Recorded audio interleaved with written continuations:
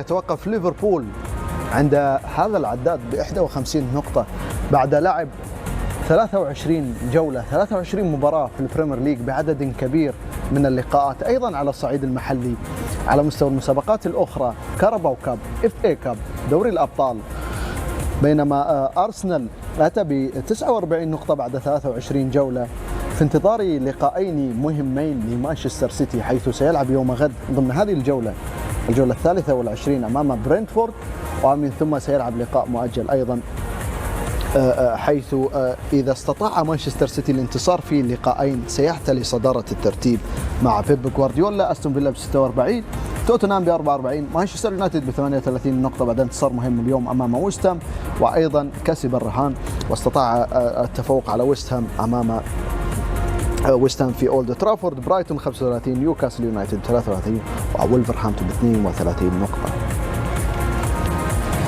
أمور عديدة كثيرة كانت حاضرة وتحولات أيضا عديدة كانت حاضرة من خلال هذا اللقاء دكتور.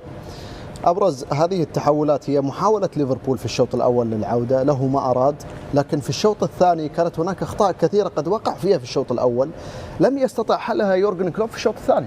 نعم، يعني بدأ الفريق في الأرسنال في الشوط الأول الاستحواذ والانتشار الجيد، وثم التمركز الخاطئ لخط الدفاع وتسجيل هدف في الشوط الأول. كان ممكن وقريب جدا للأرسنال يسجل أكثر من هدف في الشوط الأول، لم يوفق، لم يجد اللاعب اللي ممكن أن يعمل هذا الشيء، لكن بغلطة في التمركز للفريق، بعدم التوفيق من الثنائي قلب الدفاع سواء صليبة أو حتى جابرييل في إخراج وإبعاد الكرة، تسبب في أن الفريق استقبل مرماه هدف في الوقت الأخير من الشوط الأول. هذا الجانب المعنوي مهم بالنسبة للفريق. لكن نرجع إلى الشوط الثاني، الأخطاء اللي وقع فيها الفريق بالدفاع وحارس المرمى أليسون، فان دايك، التفاهم الغير موجود، خروج أليسون، عدم إتاحة فرصة لفان دايك أنه يبعد الكرة من الموقف. يعني كان في سوء تواصل ما بين الاثنين، خطأ يعني مشترك ما بين الاثنين. بالاخير خروج كوناتي في البطاقه الحمراء بعد التعرض والكرت الاصفر الثاني لهافرتز في هجمه كان ممكن واعده لفريق الارسنال. هني الفريق بكل تاكيد الارسنال كان مسيطر، حتى وكوناتي موجود الفريق مسيطر، عنده امكانيات ممتازه جدا.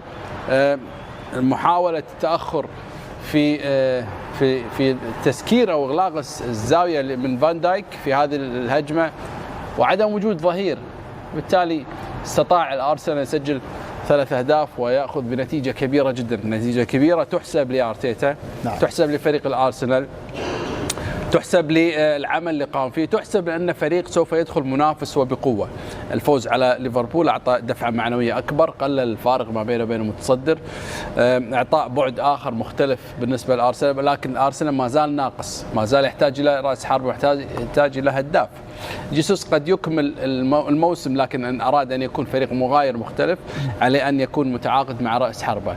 بكل تأكيد مباراة صعبة كانت على فريق ليفربول يعني أشوف أنه بحاجة إلى إعادة هيكلة الفريق أكبر في المرحلة القادمة. يعني كان في عدم تركيز واضح من خط الدفاع، خاصة فان دايك وأليسون في مباراة اليوم يا دكتور، وده اللي وضح.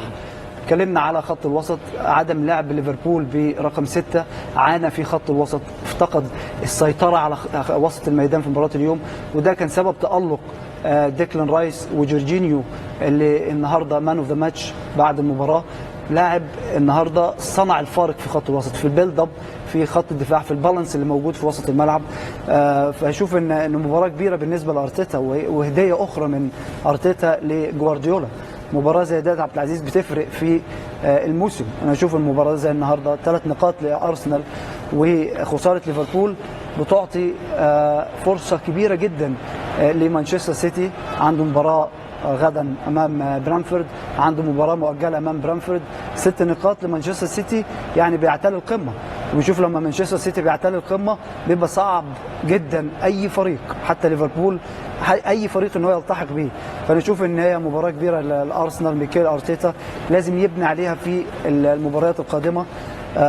لعب من غير مهاجم، لعب من غير جيسوس، ولكن التكتيك الفورميشن اللي لعب بيه في مباراه اليوم لعب على الاخطاء الدفاعيه لليفربول، قدر يستغلها بشكل مميز جدا.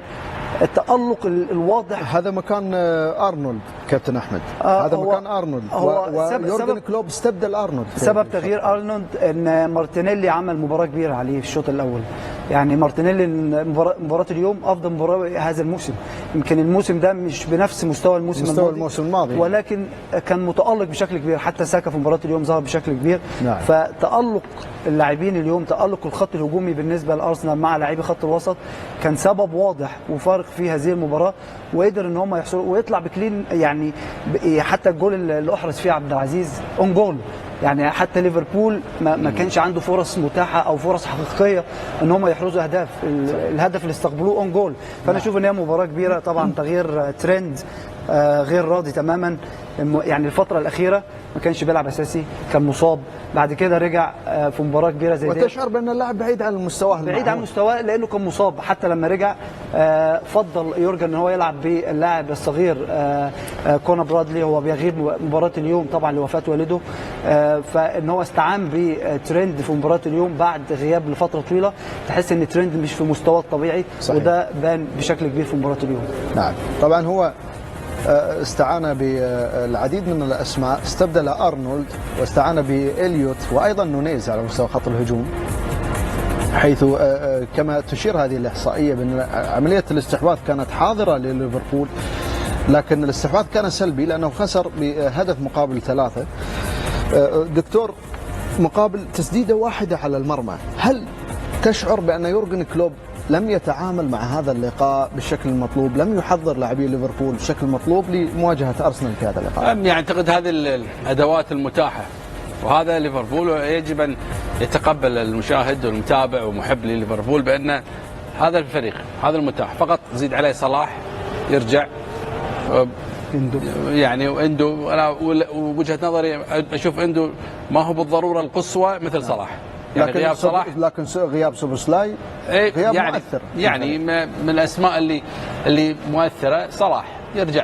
يرجع الفريق على ارض الواقع. سوبوسلاي يكون موجود، يتعدل نوعا ما، لكن هذا الموجود. يعني كوناتي موجود، فان دايك بيلعب روبرتسون يرجع، يلعب اليسون، ماكاليستر يلعب في وسط الملعب.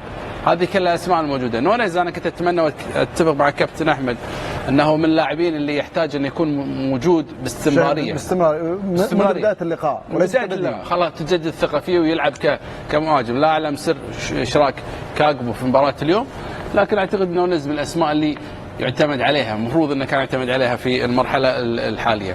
الجانب المهم بالنسبه لفريق ليفربول هي كيفيه تدارك ما حصل وتغطيه غياب صلاح عن الفريق. نعم صلاح قوة بالنسبة للفريق، لكن هو الآن لا يعمل بوحده، وراء مجموعة موجودة، هذه كلها تحتاج أن تكون مكتملة. جلوس نونيز على دكة